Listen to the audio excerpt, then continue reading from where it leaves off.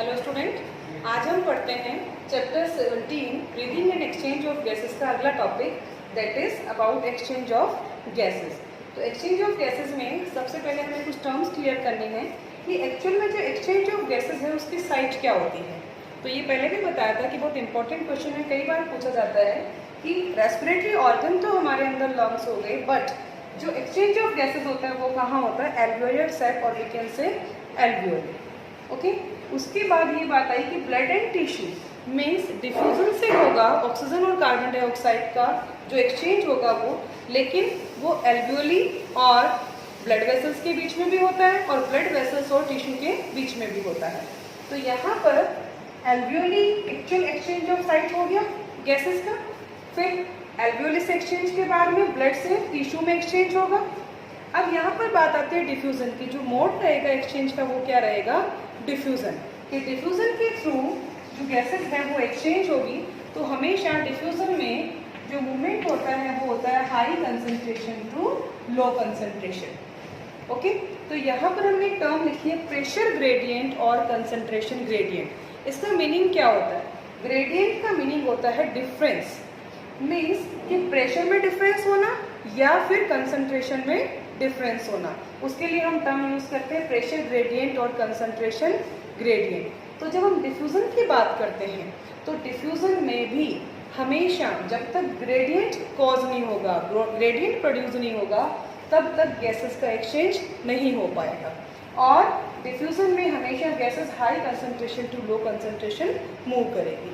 Okay, अब उसके बाद आता है क्या प्रेशर ग्रेडियंट्स के अलावा और कौन से फैक्टर हैं जो डिफ्यूजन ऑफ गैसेस को अफेक्ट करते हैं? तो यहाँ पर student solubility and thickness also affect the rate of diffusion. Means यदि सॉल्युबिलिटी ज़्यादा है तो डिफ्यूजन रेट फास्टर होगा, थिकनेस यदि कम है तो भी डिफ्यूजन रेट ज़्यादा होगा। तो सॉल्युबिलिटी CO2 की ज़्यादा होती है ऑक्सीजन के कंपेयर में। मीन्स कार्बन डाइऑक्साइड की सॉल्युबिलिटी 25 टाइम्स ग्रेटर होती है ऑक्सीजन के कंपेयर में। तो हम ये कंक्लूड करते हैं कि CO2 is faster diffuse compare to oxygen. Why? Because CO2 show the more solubility as compare to oxygen. Right now another factor thickness of membrane. यदि मेम्ब्रेन की थिकनेस काफ़ी कम है, मीन्स कि वो सफिशिएंट थिन है, तो उस वक्त डिफ्यूजन रेट फास्टर होगा। थिन होने से जो मॉलिक्यूल का अरेंजमेंट है वो मॉलिक्यूल काफ़ी कम होंगे, तो जो मेम्ब्रेन है उससे इजीली पास ऑन हो जाएगी गैसेस। तो जितना थिन मेम्ब्रेन उतना ही रेट ऑफ डिफ्यूजन ज़्यादा होता है। करेक्ट? तो हमने पढ़ा डिफ्यूजन का साइट एल्वियोली, ब्लड और टिश्यू में भी डिफ्यूजन होगा। डिफ्यूजन का मीनिंग है व्हेन मूवमेंट होता है गैसेस का high concentration to low concentration, means gradient is a basic matter for this. Now diffusion rate depend on the two factors. Number one, solubility. If greater solubility, greater the rate of diffusion. Thickness, if thickness is much lesser, then diffusion is much faster. Means reciprocal हो गया, inverse proportional relation हो गया। अब हम बात करते हैं यहाँ पर NCERT में जो टेबल गिवन है उसकी, वो है पार्शियल प्रेशर गैसेस का। तो यहाँ पर एक टर्म क्लियर करते हैं हम पहले कि मीनिंग क्या होता है पार्शियल प्रेशर का। What is the meaning of partial pressure? यदि हम बात करते हैं एटमॉस्फेयर में एयर की, तो हम ये देखते हैं कि जो एयर होती है उसमें बहुत सारे गैसेस का मिक्सचर होता है।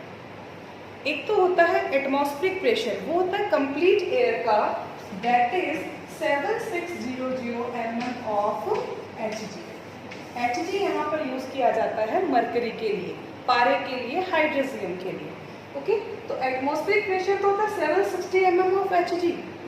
पार्शियल प्रेशर का मीनिंग होता है इस एयर में पर्टिकुलर गैसेस हैं, अलग अलग गैसेस हैं, और इन गैसेस का अपना इंडिविजुअल जो प्रेशर होता है उसके लिए टर्म यूज की जाती है पार्शियल प्रेशर।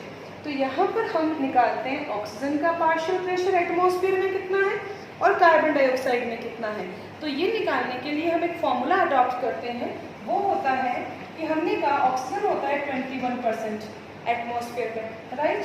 और एटमॉस्फेयर का टोटल एटमॉस्फेरिक प्रेशर कितना होता है? 760। तो हम ये फॉर्मूला अप्लाई करके जो अप्रॉक्स वैल्यू आती है कि एटमॉस्फेयर में ऑक्सीजन का पार्शियल प्रेशर कितना है, वो आती है 159। ऐसे हम अदर गैसेस का भी पार्शियल प्रेशर मीन्स जो इंडिविजुअल प्रेशर है उसको मेजर कर सकते हैं। ओके स्टूडेंट, तो अब यहाँ पर ये जो टेबल है ये बहुत इंपॉर्टेंट है, क्योंकि इसके बिहाफ पे ही हम जो मैकेनिज्म होती है ना एक्सचेंज की वो समझ पाते हैं, अदरवाइज वो क्लियर नहीं कर पाते।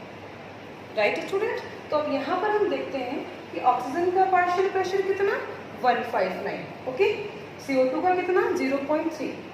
एल्वियोली की बात करें तो यहाँ पर 104 है ऑक्सीजन के लिए, 40 कार्बन डाइऑक्साइड के लिए। डीऑक्सीजनेटेड ब्लड की बात करें तो 40 ऑक्सीजन के लिए, 45 कार्बन डाइऑक्साइड के लिए।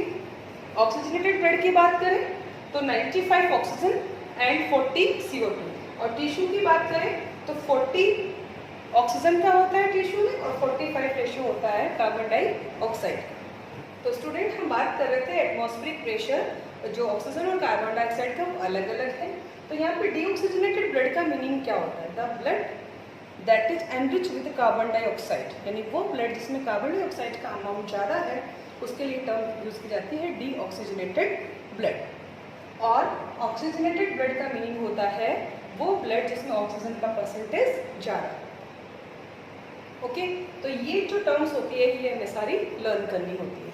अब हम पढ़ते हैं स्ट्रक्चर ऑफ एल्वियोली। अब स्टूडेंट यहाँ पर हम देखते हैं स्ट्रक्चर ऑफ एल्वियोली, यानी वैसे तो मिलियंस ऑफ एल्वियोली है, बट मैंने यहाँ पर एक जो पर्टिकुलर पोर्शन है एल्वियोली का वो आपके सामने शो किया है। तो एल्वियोली में हम देखते हैं कि इन और out means oxygen in and CO2 out होता है। बट अब यहाँ पर हम ये देखते हैं स्टूडेंट्स कि ये जो एल्वियोली होती है, हमने बात की थी कि एल्वियोली मेन साइट है, मीन्स उसमें कुछ ऐसे स्पेशल कैरेक्टर है। तो यहाँ पर इसका जो मोस्ट फेवरेबल कंडीशन है एल्वियोली की वो ये है कि ये सफिशिएंट थिन होती है। ओके, तो यहाँ पर ये मैंने शो की है ब्लड कैपिलरीज, ये इसके सराउंडिंग, क्योंकि हम कहते हैं जहाँ भी एक्सचेंज होना होता है वो पोर्शन रिचली सप्लाइड होता है ब्लड वेसल्स के साथ में।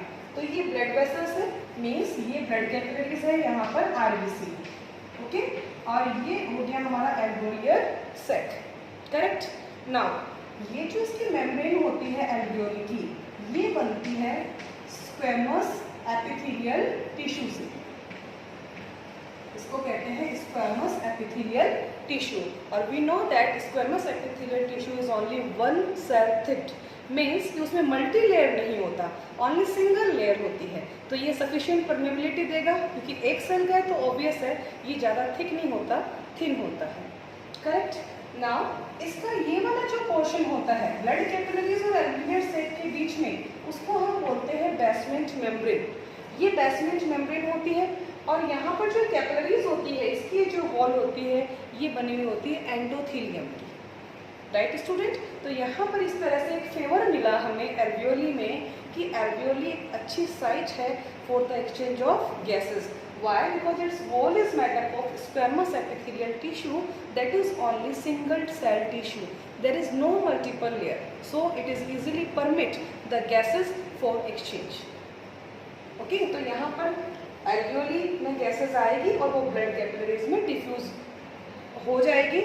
और जो डिफ्यूजन हम आगे पढ़ेंगे वो किसके बिहाफ पे होगा, ये जो पार्शियल प्रेशर है इसको कंपेयर करके हम इस टॉपिक को क्लैरिफाई करेंगे। ओके स्टूडेंट, तो नेक्स्ट लेक्चर में हम पढ़ेंगे diagrammatic representation of exchange of gases. Okay.